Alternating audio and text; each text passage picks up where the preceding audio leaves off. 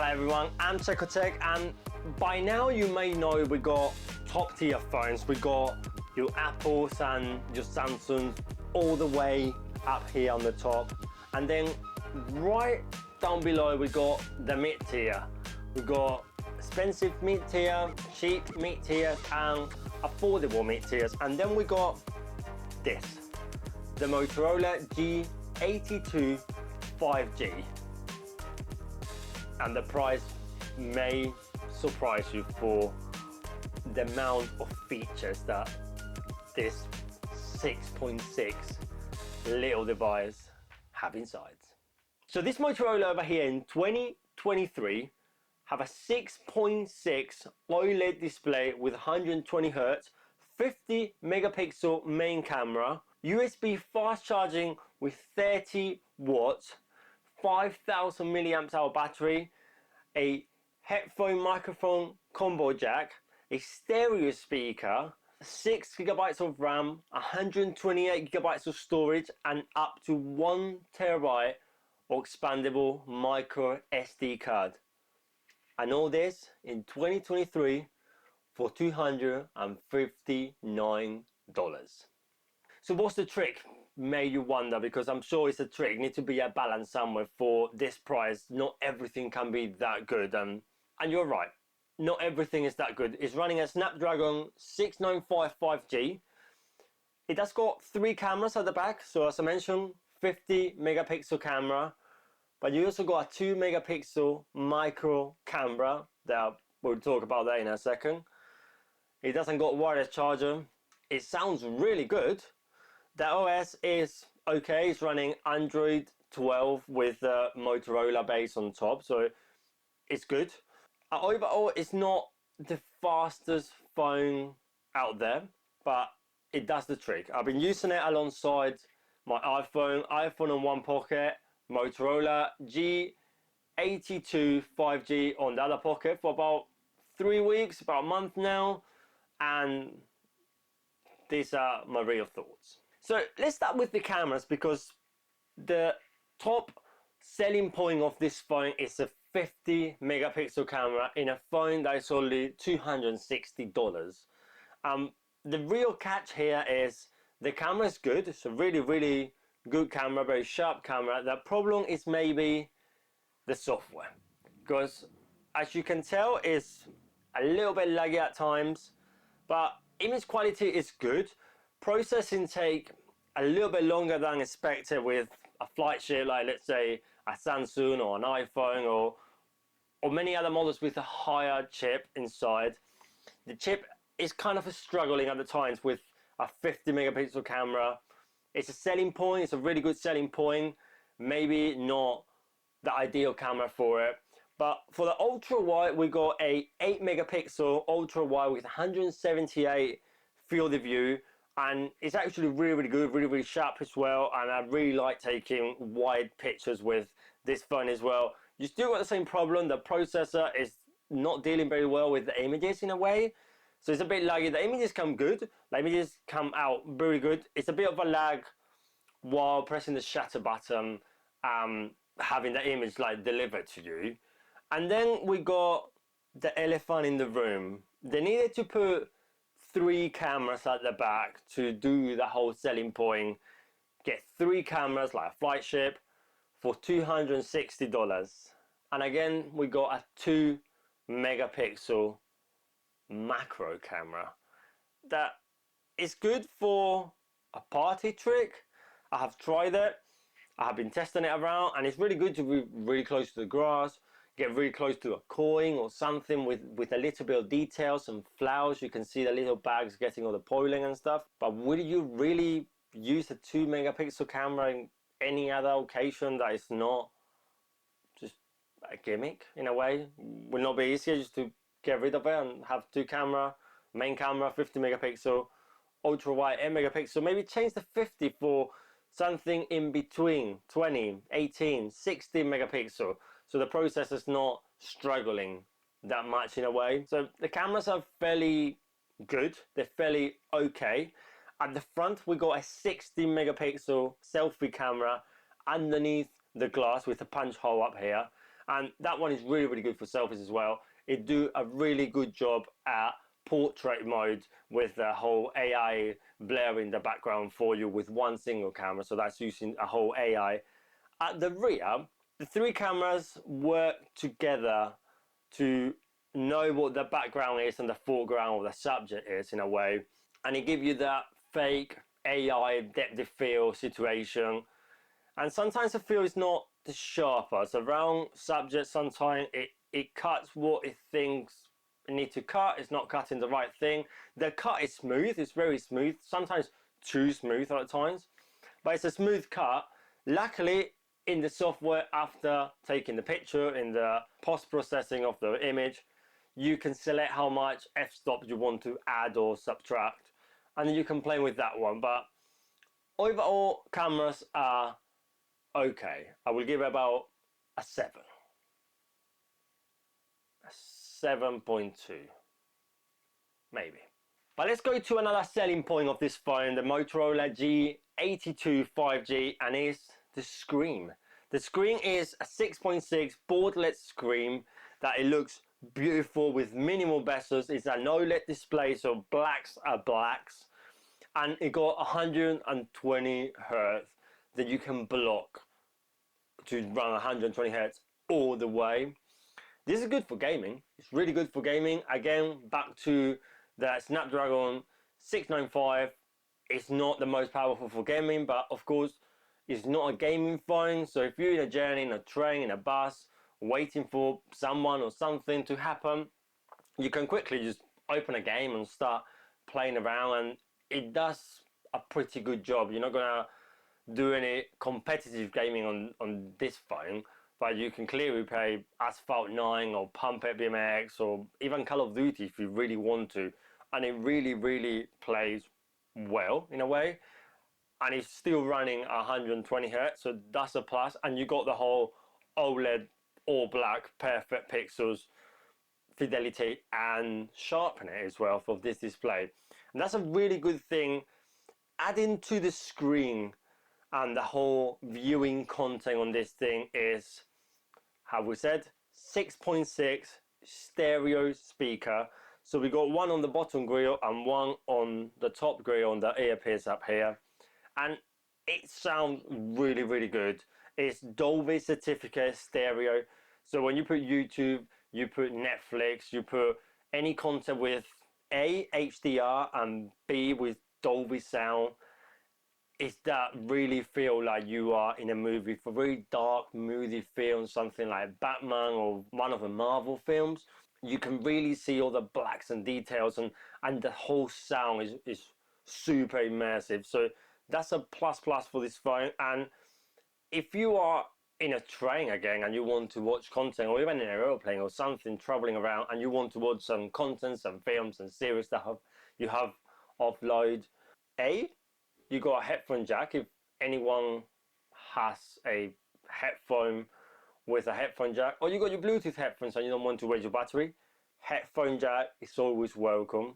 But it's running all the latest Bluetooth 5.1, so you can plug this any over-ear in earbuds or any other type of headphones, and it sounds really, really good, and latency is minimum to none, to be honest. So to watch content, this phone is probably a 10. Nothing is perfect, so let's give it a 9 out of 10 to viewing content on the Motorola G82 5G. Now, viewing all this content, you need battery. You need a really strong battery, and I have had about a day and a half, 2 days, depending on usage. Normally it's just your typical everyday phone usage, social media, a little bit of YouTube, a little bit of TikTok, a little bit of scrolling around, checking what's going on in the news, and doing a couple of phone calls here and there. Not massive use on this phone I have put. But the battery life is really good. It's a 5,000 milliamp hour battery with 30 watt fast charging USB. Just a quick reminder, it's no brick in the box. There's no cable in the box either. You just get the phone. You need to find a USB-C cable yourself. Once you got it and you got a compatible power brick that will deliver 30 watts or higher.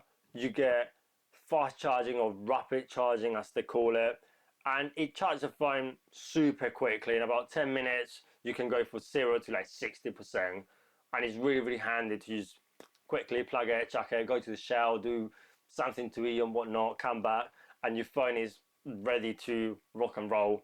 If you plug it into a normal USB, that only give you your typical 15 watts. It's going to charge at normal speed, and it's going to know it's a slower charge, so it's going to kind of trigger charge in a way. And the Android 12 that is running behind is really good at measuring your battery uses and the time when you normally charge your phone and when you normally use your phone, and try to spread the load and where the battery usage go in that way. So actually that is really good, but just remember you always need a USB-C. It doesn't got wireless charger. For $260 you cannot really ask for much, but 5,000 milliamp hour battery. It lasts about 2 days, probably even a bit more if you manage the battery a little bit better, and 30 watts fast charging. So other place that Motorola been cutting in a way, bringing in the high ends like a 50 megapixel camera or the 6.6 OLED display, by keeping the price at 260, is it doesn't got a high IP rating. So this is IP52 splash repellent or water repellent. So don't go dunking your phone or anything because it's not fully waterproof. It's water repellent. Take that however you want to take it. But yeah, many of the ports are super exposed. The microphones, the speakers, even the top speakers in the grill is very exposed. So water repellent, IP52. And another place that Motorola is really cutting the price in a way is the build quality. The build quality overall is good. It's more the materials. Of course, they need to go with plastic, something cheap, something easy to A, recycle, but B, also produce in mass in a way. So this is all built out plastic. All the side rails, the whole back is plastic, and the whole front is just the main glass over here that we can see straight away. But the issue with this plastic is finger prick magnets everywhere. It get super dirty. Luckily in the box it comes with a fully transparent case, so if you want to use that one, you can use the case and have it there, and it's fully transparent and it protects the back and it'll always look kind of shiny. I prefer not to use a case, and I go with that one right now. Is full of fingerprints and many other stuff going around, and it doesn't look that clean in a way. So if you like to keep your phone clean, or clean it all the time, or put the case on it. It's transparent case, come in the box, so you're saving money on that one as well. So why not? But last but not least, from the Motorola G82 5G is the software. It's running Android 12, so that's another thing. You will not be able to update this phone to Android 13 whenever Android 13 come out. This is the last version that is gonna be running in this phone, is Android 12. And it got the Motorola skin all over with the Motorola icon packs and the whole launcher and everything from Motorola. And a couple of good things about Motorola phones is chop for flash. That's an awesome thing. You also got twist, and you can open the camera over here. You also got 3 fingers screenshot as well, so you can do that. You can do swipe, double swipe, and you will get a split screen as well. And inside the Moto G app, you got a what's new with Android 12, and what this phone can do is kind of your Motorola system in a way, and it's actually quite cool. Got some really good features, starting from personalizing your phone, so you can use a different icon pack from the shape to the color to the size, how many icons you want per row, how many icons you want in the bottom row, if you actually want a bottom row, if you want buttons or no buttons in the bottom row as well. And you can personalize basically everything from there, from the sound to the background to the theme by color as well. That is actually quite cool. And I'm gonna read it because there's so many. That you got the power touch, so you touch the button twice, and you got the quick action for shortcuts. You got a quick capture by twisting, as we mentioned, flash torch as well, 3-finger, lift to unlock, that's quite cool, flip to do not disturb, pick up to silence, so if you pick it up it will go fully silence, and swipe to split the screen, as I mentioned, to multitasking. And that's some of the many Motorola gestures that you got from the Moto app over here. You also got some tips, you got some display options as well to help you save batteries, reduce the hertz on the display, so you can run it 120 all the time. You can have it adaptive, so 120 or 60 depending on the usage will select it automatically what you want, or you can just keep it in 60 if you want to have the maximum battery life of this phone over here.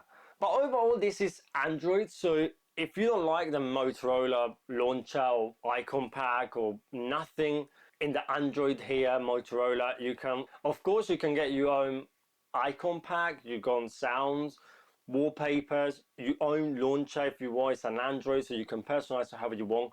Just remember, this is running a Snapdragon 695 5G. So do you really want to install a aftermarket launcher from the App Store, or even download yourself a APK and install it yourself to eat more resources in what I consider a very affordable $260 mid-tier phone that, yes, it cannot fight with the iPhones and the Samsungs out there, but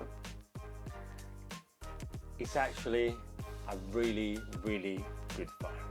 So thanks for watching, guys. This has been my full review on the Motorola G82 5G. If you've got any questions or suggestions or anything, just leave it in the comment section down below, or reach out through Instagram, Threads, X, Twitter, whatever you call it nowadays, at I am CheCo Tech. Over here you got a couple more videos if you're looking for carry on watching my face. But overall, I'm CheCo Tech. Thanks for watching, and I will catch you on the next one. Adios.